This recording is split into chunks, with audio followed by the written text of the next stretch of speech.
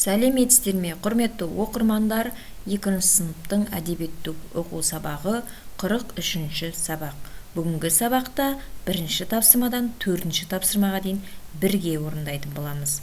Сабақтың тақырыбы «Анам сенсің, туған жер». Берілген сөздерден мақал-мәтел құрастырып айт. Қандай мақал-мәтел шықты? Мағынасын қалай түсінесің? Бұл жерде орындарын ауыстырамыз сөздерді, сол кезде бір мақал шығуы керек. Елін сүйгеннің еңсесі биік деген мақал шықты. Елін сүйгеннің, яғни елін, жерін жақсы көретін адам, яғни еңсесі, мәртебесі жоғары болады екен. Ол елім деп, жерім деп көкірегін көтеріп, өз жеріне жаңағы беріліп, өз жерін қорғауға, өз жерін мақтан етуге үнемі жаңағы елін мақтап тұрады екен. Елін сүйген дейді. Яғни елімізді жақсы көруіміз керек. Осы жерде туып өстіңіздер. 1-ші тапсырманы қарайық енді. Өлең үзіндісін түсініп мәнерлеп оқы дейді. Тұманбай Молдағалиевтің өлеңі. Күнім сенсің, тас төбемде тұрса түн, анам сенсің, жолдан тайсам ұрсатын. Саған қарай ұшып келем, туған жер, көктем жаққа құстар солай ұшатын. Қайда жүрсем, ойлап сені жүремін, сүйіктелім, момын елім, ұлы елім. Саған ғана арқамды мен сүйедім, саған ғана аяғымды тіредім. Кетсем сенен алысырақ жыраққа, мен өзіңді көрмесем ақ бір апта, жүдеп қалам, ұқсап қалам сонда мен, қияр жерін табалмаған бұлаққа. Өлеңді тыңдадық. Өлеңде автор туған жерге деген сүйіспеншілігін қандай сөздер арқылы жеткізген екен. Яғни күнім, анам, сүйікті елім, момын, ұлы, елім деген сөздер арқылы өз жерін теңеген екен. Ақын туған жерді кімге теңеген? Ақын туған жерді анасына теңеді. Туған жерге деген сағыныш, сүйіспеншілік сезімдерін білдіретін тұсын тауып оқы дейді. Қай жерде өзінің туған жерін сағынған жері? Сол жерді тауып оқи қойыңыздар.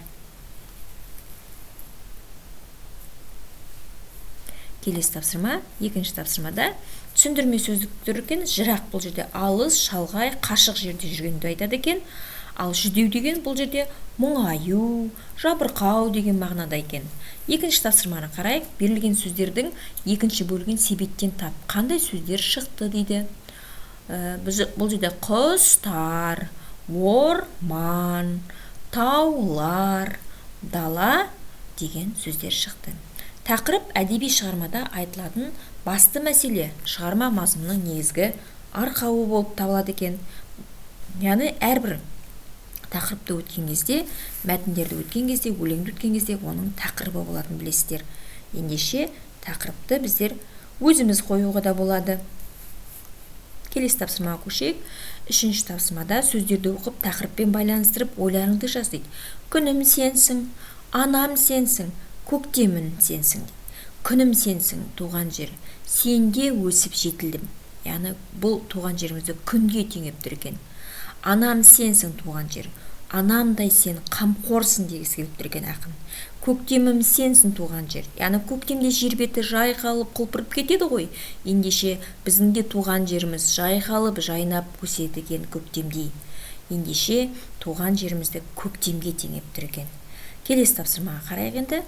Келесі тапсырмада туған жер туралы 5 жолды өлең құрастырып көріңдер дейді. Бір зат есім, одан 2 сын есім, 3 етістік, туған жерді сипаттайтын сөйлем синоним дейді. 1-ші туған жер деп алдық. Сұлу көркем, өстік ойнадық, жетілдік. Қазақстан егеменді тәуелсіз мемлекет. Яғни 4 сөзден тұратын сөйлем алдық. 4 сөзден тұрады. Отан, ата, мекен. Ендеше 1-ші сөзіміз бізде негізі бір сөз болу керек. Бұл жерге отан деп алуымызға болады. Отан. Ал мына жерге туған жер деп орнын ауыстырып қояйық. Себебі 1-ші сөз бізде бір сөзден тұрсын деген екен.